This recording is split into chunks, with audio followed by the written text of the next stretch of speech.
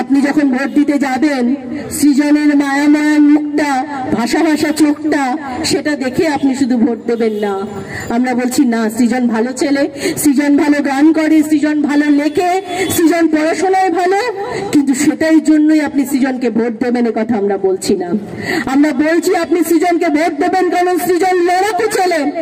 আপনি সৃজনকে ভোট দেবেন কারণ এই সৃজন জাতীয় শিক্ষানীতির বিরুদ্ধে একমাত্র হচ্ছে তারাই লড়াই রাস্তায় ছিল, পথে ঘাটে ছিল। যে জাতীয় শিক্ষানীতি কেন্দ্রে বিজেপি সরকার আনলো এবং তৃণমূলের সাংসদরা হাত তুলে সমর্থন করে এলো, সেই জাতীয় শিক্ষানীতির বিরুদ্ধে সৃজন রায় লড়াই করেছে। তাই আপনাকে সৃজনকে ভোট দিতে হবে। নির্বাচনী বন্ডের নাম করে যে টাকায় রাজনৈতিক দলগুলোকে দিল, তাতে একদম উপরে হচ্ছে বিজেপি, দ্বিতীয় যে স্থানে রয়েছে তৃণমূল। আর তাতে কি হলো? আপনারা ভাবতে পারেন রাজনৈতিক দলগুলোকে টাকা দিয়েছে তাতে আমার আপনার কি হলো? আরে হলো তো আমার আপনারই সর্বনাশ হলো। ওই নির্বাচনী বন্ডের মাধ্যমে যে কোম্পানিগুলো টাকা দিল, সে কোম্পানিগুলো সেই টাকা আমার আপনার ঘাট থেকে তুললো। তাই বিদ্যুতের দাম দেখছেন না, দুধের দাম দেখছেন না, ওষুধের দাম দেখছেন না। সাধারণ মানুষের ব্যবহারের যোগ্য নয়, কিন্তু সেই কোম্পানিগুলো ইলেকট্রাল বন্ডের মধ্যে দিয়ে বিজেপিকে টাকা দিল আর সেই ওষুধের ছাড়পত্র পেয়ে গেল। মানে আপনি শুধু বেশি টাকার ওষুধ কিনছেন তা নয়, আপনি যার ওষুধ কিনছেন বেশি টাকা দিয়ে। আমার আপনার জীবন এত সস্তা, আর আপনি তাদের কথা ভাববেন, তাদেরকে ভোট দেওয়ার কথা ভাববেন।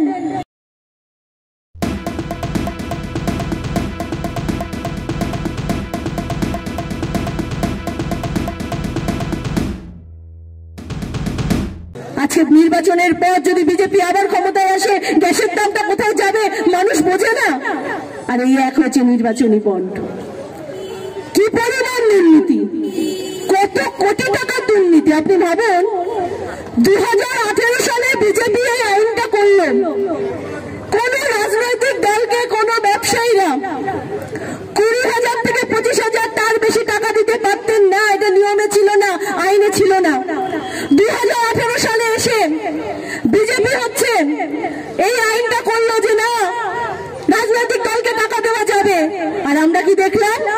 বড় বড় ব্যবসায়ী বিভিন্ন সময় দাঁড়িয়ে নির্বাচনী বন্ডের নাম করে যে টাকায় রাজনৈতিক দলগুলোকে দিল, তাতে একদম উপরে হচ্ছে বিজেপি, দ্বিতীয় যে স্থানে রয়েছে তৃণমূল।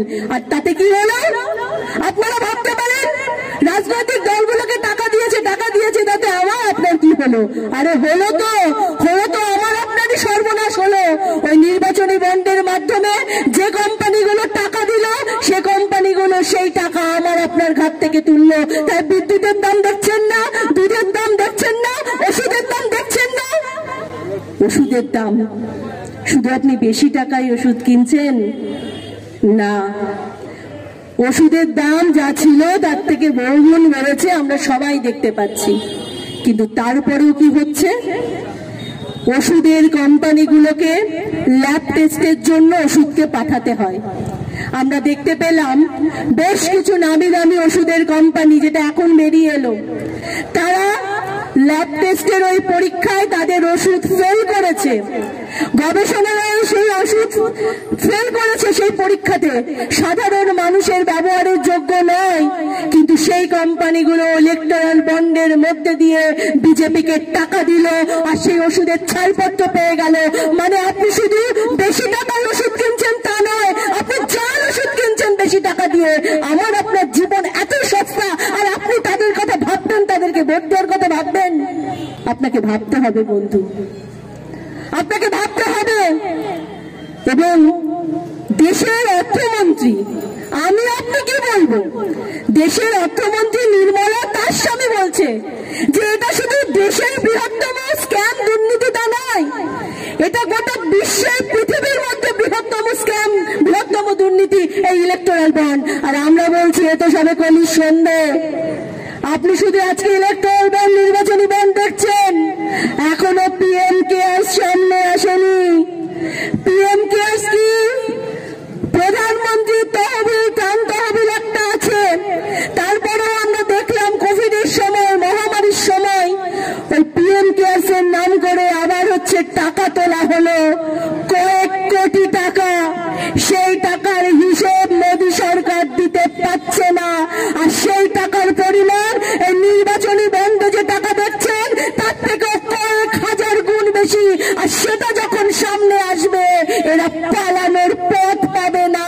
ফলে সেই দিনটা খুব সামনে এগিয়ে আসছে, যেদিন এবার পিএম কেয়ারস এর ফান্ডের মাধ্যমে ওরা যে দুর্নীতি করছে সেটাও সামনে আসবে। ফলে আপনাকে ভাবতে হবে বন্ধু, আপনাকে ভাবতে হবে। আপনি যখন ভোট দিতে যাবেন, সৃজনের মায়াময় মুখটা, ভাষা ভাষা চোখটা, সেটা দেখে আপনি শুধু ভোট দেবেন না। আমরা বলছি না, সৃজন ভালো ছেলে, সৃজন ভালো গান করে, সৃজন ভালো লেখে, সৃজন পড়াশোনায় ভালো, কিন্তু সেটাই জন্যই আপনি সৃজনকে ভোট দেবেন এ কথা আমরা বলছি না। আমরা বলছি আপনি সৃজনকে ভোট দেবেন কারণ সৃজন লড়াকু ছেলে। আপনি সৃজনকে ভোট দেবেন কারণ এই সৃজন জাতীয় শিক্ষানীতির বিরুদ্ধে একমাত্র হচ্ছে তারাই লড়াইয়ের রাস্তায় ছিল, পথে ঘাটে ছিল। যে জাতীয় শিক্ষানীতি কেন্দ্রে বিজেপি সরকার আনলো এবং তৃণমূলের সাংসদরা হাত তুলে সমর্থন করে এলো, সেই জাতীয় শিক্ষানীতির বিরুদ্ধে সৃজন রায় লড়াই করেছে। তাই আপনাকে সৃজনকে ভোট দিতে হবে। সৃজন রায় দেশের মূল্য বৃদ্ধির বিরুদ্ধে লড়াই করছে, তাই আপনাকে সৃজনকে ভোট দিতে হবে। আর আমাদের রাজ্যে তৃণমূল এমনিতেই ওদের প্রার্থী যারা হয়েছে, আমি তো বলবো যে একটু ভেবে দেখুন বন্ধু, তৃণমূলের যারা প্রার্থী, তৃণমূল তাদের সাংসদদের নিজেরাই ভরসা করে না।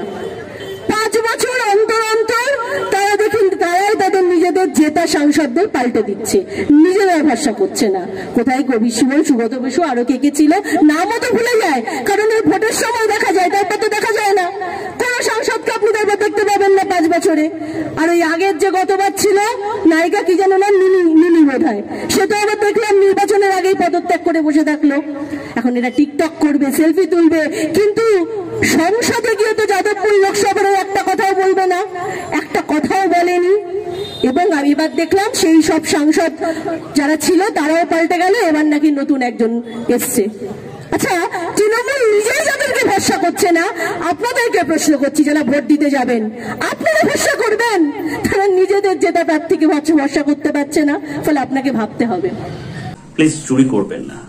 একজন কন্টেন্ট ক্রিয়েটার অত্যন্ত কষ্ট করে তার কাজকে এগিয়ে নিয়েছে, তাই তার কাজকে সাপোর্ট করুন, তার কাজকে ভালোবাসুন, কিন্তু তার কাজ নিজের চ্যানেলে তুলে দেবেন না। কারণ জানবেন, পাইরেসি কিন্তু একটা অত্যন্ত দণ্ডনীয় অপরাধ।